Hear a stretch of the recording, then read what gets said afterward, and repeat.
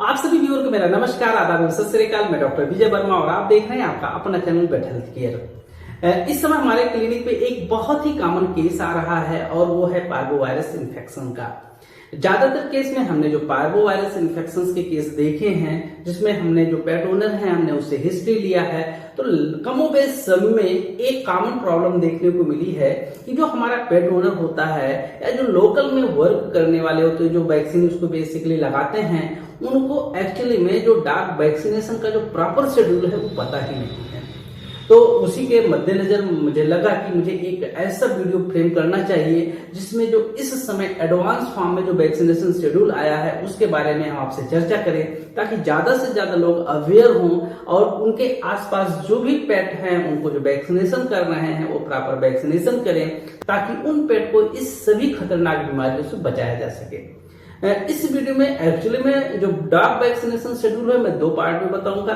पहला पार्ट हमारा रहेगा कि अगर हमारे पास कोई पप के फॉर्म में आ रहा है, बच्चा आ रहा है, तो उस कंडीशंस में हमको कैसे वैक्सीनेशन करना है, और दूसरे पार्ट में हम आपको ये बताएंगे कि अगर कोई हमारा पेट ओनर ऐसा है जिसने अपने पेट का वैक्सीनेशन पहले से करा रखा है लेकिन अब वो छूट गया है, मतलब वो कराना भूल गया है, तो अगर इस कंडीशंस में आपको मिलेगी तब आप कैसे वैक्सीनेशन उसका जो शेड्यूल है वो कैसे फॉलो करेंगे। तो आइए सबसे पहले हम ये जानते हैं कि अगर हमें पप्स के फॉर्म में मिल रहा है तो हम उसका वैक्सीनेशन कैसे स्टार्ट करेंगे। सबसे पहले आप ये जानिएगा, आपका जो थंब रूल है वो ये है कि किसी भी वैक्सीनेशन को स्टार्ट करने से पहले उस एनिमल्स को डिवर्मिंग जरूर कराएं, क्योंकि अगर उसके अंदर वर्म लोड होगा तो जो आपकी वैक्सीन की इफिशियंसी होती है वो प्रभावित होती है। वो जो एंटीबॉडी बनाती है उतना मात्रा में एंटीबॉडी नहीं बना पाती है। इसीलिए सबसे पहले जब भी आप वैक्सीनेशन स्टार्ट करें उसके एक वीक के पहले उस एनिमल का डिवर्मिंग करा दें।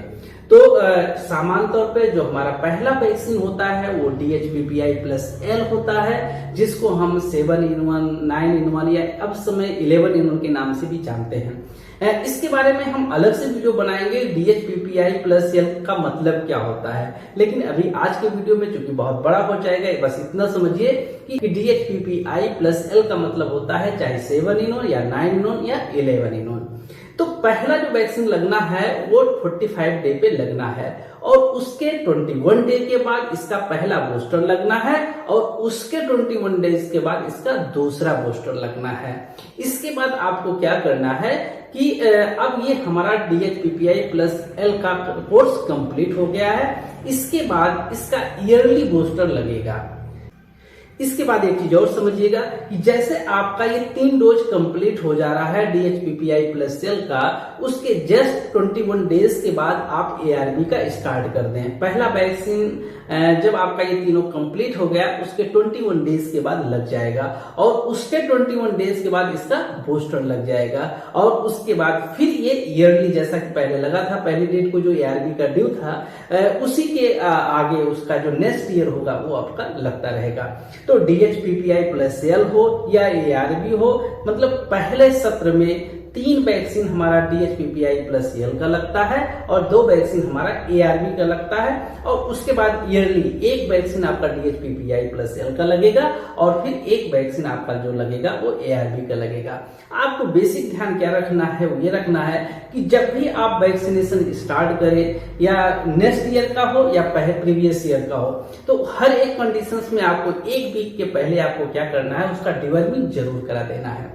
इसके बाद हम बात करेंगे दूसरे पार्ट के लिए, जिसमें मैंने आपको बताया था कि अगर कोई पेट ओनर हमारा पेट लेकर के आता है हमारे क्लिनिक पे और वो कहता है कि साहब हमारा वैक्सीनेशन छूट गया है, मतलब इसका टाइम जो था वो निकल गया है, तो ऐसी केस में आपको क्या करना होता है कि जो भी जिस भी डेट को आप लगाना चाह रहे हैं, फिर मैंने वही बताया कि आप 1 वीक से पहले आपको क्या कराना है, डिवर्मिंग कराना है। और डिवर्मिंग कराने के बाद फिर पहला 1 वीक के बाद उसका पहला DHPPI+L का वैक्सीनेशन करना है और उसके 21 डेज या 28 डेज के बाद उसका बूस्टर लगना है।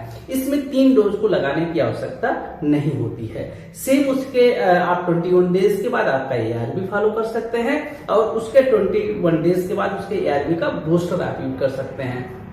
तो इस तरीके से अगर किसी एनिमल का हमारा वैक्सीनेशन डिस्टर्ब हो गया है तो आप पहली बार आपको 4 वैक्सीनेशन करना होगा, जिसमें 2 हमारा जो होगा वो DHPPI+L का होगा और 2 हमारा जो होगा वो ARV का होगा। तो इस तरीके से दोनों कैटेगरी के जो अगर हमारे क्लिनिक पे या आपके आसपास कोई भी आता है तो इस तरीके से उसका वैक्सीनेशन शेड्यूल प्रॉपरली फॉलो करा करके उस एनिमल को इस सभी जानलेवा बीमारियों से बचा सकते हैं। एक चीज और मैं बताना चाहूंगा, बहुत सारे हमारे पेट ओनर हमारे क्लिनिक पे ऐसे आते हैं जो कहते हैं कि साहब ऐसा कीजिएगा, मुझे सिर्फ रेबीज वाला लगा दीजिएगा, और जो महंगा इंजेक्शन आता है जिसको 9-in-1 या 7-in-1 के नाम से जानते हैं उसको लोग नहीं लगवाते हैं। लेकिन जब उन्हीं के पेट को ये सारी बीमारियां हो जाती हैं, जिसमें सबसे ज्यादा जो बीमारी होती है वो पार्बोवायरस इन्फेक्शन होता है, उसके बाद जो आप देखते हैं कैनाइन डिस्टेंपर का सबसे ज्यादा देखने को मिलता है। तो जब ये सारी बीमारियां हो जाती हैं तब जाकर के वो अवेयर होते हैं कि कुछ ऐसी वैक्सीन भी होती हैं जो इनकी जान के लिए बहुत इंपॉर्टेंट रखती हैं। जब वो सफर करते हैं तब उसके महत्व को समझ पाते हैं, नहीं तो उसके महत्व को समझ नहीं पाते हैं। और उसका कई बार क्या होता है कि उसकी रिस्पॉन्सिबिलिटी हमारी भी होती है, हम पेट ओनर को सही से कन्विंस नहीं कर पाते हैं। क्योंकि मैंने देखा है ज्यादातर केस में अगर हम पेट ओनर को सही से बताते हैं तो कन्विंस भी होते हैं और अपने डॉग का वैक्सीनेशन भी प्रॉपरली कराते हैं। जो वैक्सीनेशन आप उनके स्वास्थ्य के लिए लाभदायक होता है उसको भी कराते हैं, और जो वैक्सीन जो पेट ओनर होता है उनके लिए लाभदायक होता है उसको भी कराते हैं। तो आशा करता हूँ हमारा ये वीडियो आप सभी व्यूअर के लिए बहुत लाभकारी सिद्ध हुआ होगा। और यदि हमारा वीडियो आपको पसंद आया हो तो हमारे वीडियो को लाइक करें, शेयर करें।